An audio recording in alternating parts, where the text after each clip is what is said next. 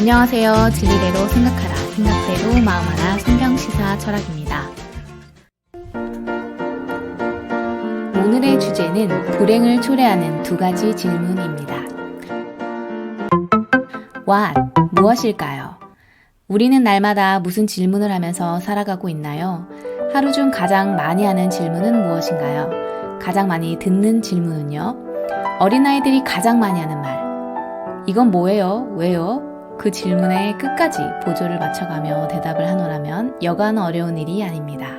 때로는 이런 것도 묻는구나 놀랄 때도 많이 있죠.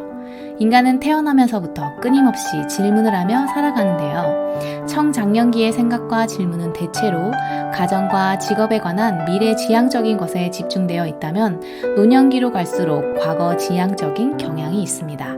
현재 내가 하는 질문들은 어떤 것들이며 또 그 질문들은 주로 나를 행복하게 하는 질문인가요? 아니면 나를 불행하게 하는 질문인가요? 우리나라 국민의 행복지수는 낮은 편이고 자살률은 높다는 점 모두 익히 잘 알고 있습니다. 매우 슬픈 사실이죠. 유엔산하 지속가능발전 해법 네트워크에서 매년 3월 20일 국제연합이 정한 국제기념일 세계 행복의 날에 발표하는 세계 행복 보고서에 의하면 한국인의 행복지수는 2020년 기준 61위입니다. 파이낸셜 뉴스 2021년 3월 15일에 작성된 기사에 의하면 자살률은 놀랍게도 세계 4위, 하루 평균 37.8명을 기록하고 있습니다. 실제 순위를 보니 또 한 번 놀랍고 우리의 현실을 실감하게 됩니다. 그리고 우리가 불행하다고 느끼는 이유에 대해 진지하게 생각해 보게 됩니다.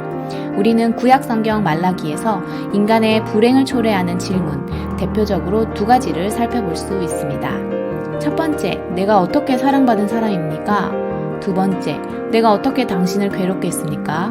이 질문들은 곧 나 자신, 이웃, 그리고 하나님에 대한 우리의 가치관과 생활 태도를 반영하며 현재 우리를 가장 불행하게 만들고 있습니다. Why? 왜 그럴까요? 내가 어떻게 사랑받은 사람입니까? 내가 어떻게 당신을 괴롭게 했습니까? 이 질문이 왜 우리를 불행하게 만들까요? 첫 번째, 내가 어떻게 사랑받은 사람입니까? 동서고금을 막론하고 수많은 노래, 드라마, 영화에서 갖가지 이야기로 풀어내는 주제가 바로 모두 사랑받아서 좋고 사랑받지 못해서 속상하다는 것입니다. 서로 사랑받기 위해 결혼하고 더 이상 사랑받지 못하게 되었기에 이혼하고 이것이 우리의 인생사입니다. 인간에게는 사랑받고 관심받고자 하는 기본적인 욕구가 있고 누구나 사랑을 받으면 행복해합니다. 그리고 내가 원하는 만큼 사랑을 받고 있지 못하다는 생각이 들면 나는 불행합니다. 그래서 우리는 생각합니다. 나는 왜 이렇게 돈이 없지? 왜 연예인처럼 좀 더 멋있고 예쁘지 않지? 왜 특별한 재능이 없지? 왜 다른 사람보다 체력이 떨어지지? 왜 더 크고 힘있는 나라의 국민으로 태어나지 못했지? 나는 지금까지 뭐 했지? 이 수많은 질문을 유발하는 핵심적인 생각은 바로 나는 왜 사랑받지 못하지? 나는 지금 이런데 이렇게 잘생기지도 않고 돈도 없고 힘도 없고 능력도 없고 좋은 환경에서 태어나지도 못했는데 내가 어떻게 사랑받은 사람이야? 라는 질문입니다.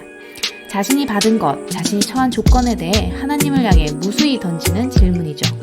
실제로는 엄청난 사랑을 받고 있음에도 불구하고 자신이 사랑받고 있음을 깨닫지 못하고 사랑받고 있지 않다고 생각하는 것만큼 자신의 불행을 자초하고 스스로를 단숨에 우울하게 만든 생각은 없습니다. 우리가 생각하는 사랑받음의 기준이라는 것을 짚어볼 필요가 있습니다. 더 많이 가진 것이 더 많이 사랑받음을 의미할까요? 오직 그것만을 의미할까요? 누가복음 12장 48절 물은 많이 받은 자에게는 많이 요구할 것이요 많이 맡은 자에게는 많이 달라 할 것이니라. 출발점이 높이 있는 사람, 많이 받은 자에게는 많은 것이 요구됩니다. 돈이 많다는 것은 더 잘 써야 하는 의무가 있는 것입니다.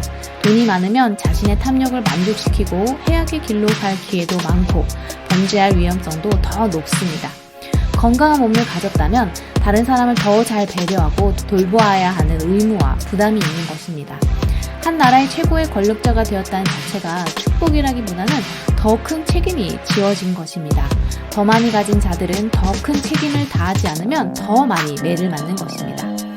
많이 소유하고 있는 부와 권력, 건강, 재능 자체가 불의를 행하는 통로도 될 수 있으므로 더 잘 관리하고 절제해야 하며 선하게 사용하도록 노력해야 합니다.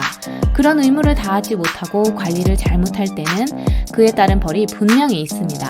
그런 점에서 우리는 부여받은 것 자체만으로 사랑받음의 여부를 간단하게 판단할 수는 없습니다.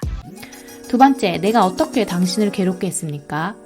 말라기 2장 17절은 하나님이 악을 행하는 자를 좋게 기쁘게 본다. 정의의 하나님이 어디 계시냐고 말하며 여호와를 괴롭게 함을 기록하고 있습니다. 또 지금은 교만한 자가 복을 받고 악을 행하는 자가 번성하고 있다라고 말하며 하나님의 명령을 지키고 슬프게 행하는 것이 무엇이 유익한가 라는 완악한 말로 하나님을 대적함을 지적하고 있습니다.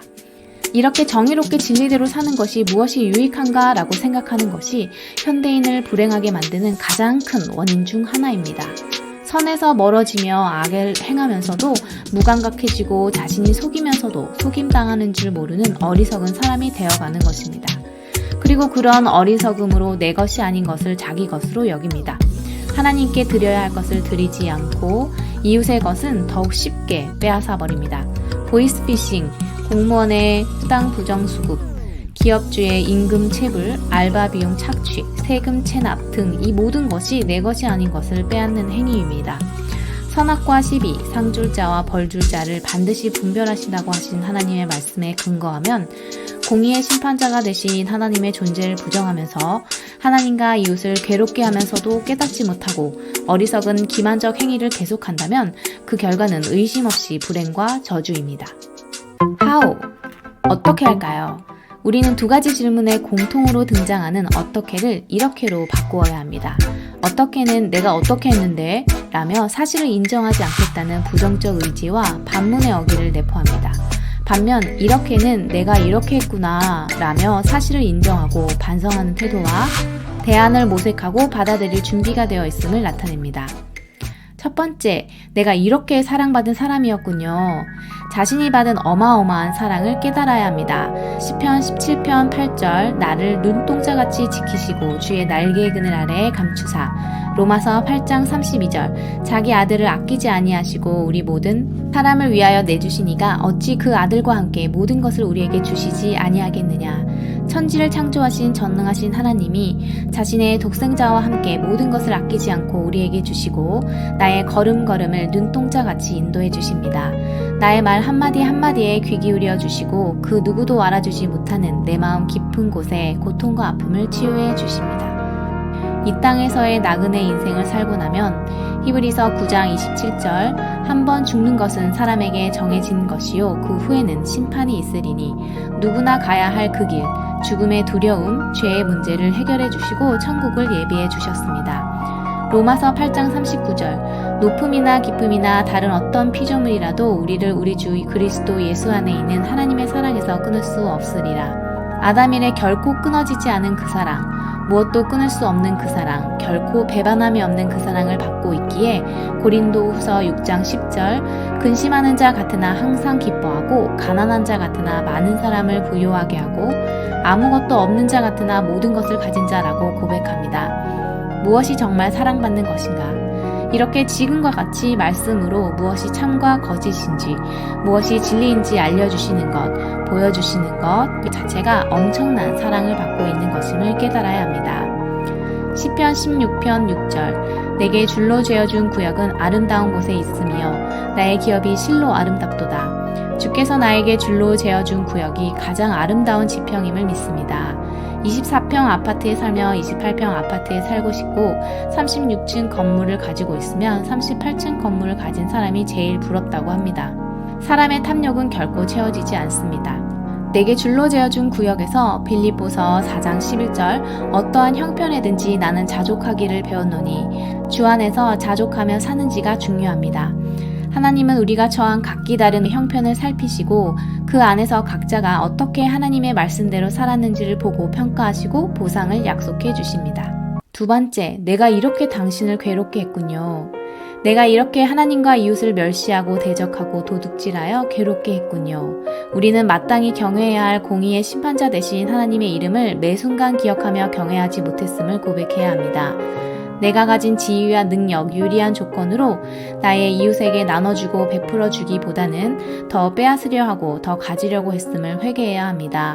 다른 사람을 존중하기보다는 자기를 높게 여겼으며 항상 내가 더 소중했고 내가 더 우선이었기에 많은 사람의 권리를 박탈했고 나의 이웃을 불편하게 했고 병들게 했으며 또 억울하게 했고 가난하게 하였습니다.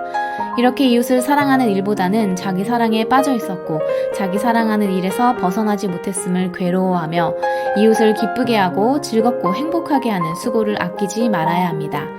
고린도전서 15장 58절 그러므로 내 사랑하는 형제들아 견실하며 흔들리지 말고 항상 주의 일에 더욱 힘쓰는 자들이 되라. 이는 너희 수고가 주 안에서 헛되지 않은 줄 암이라. 하나님은 오늘도 자신을 불행에 빠뜨리는 어떻게? 라는 질문을 하는 우리를 향해 돌이키라고 말씀하십니다.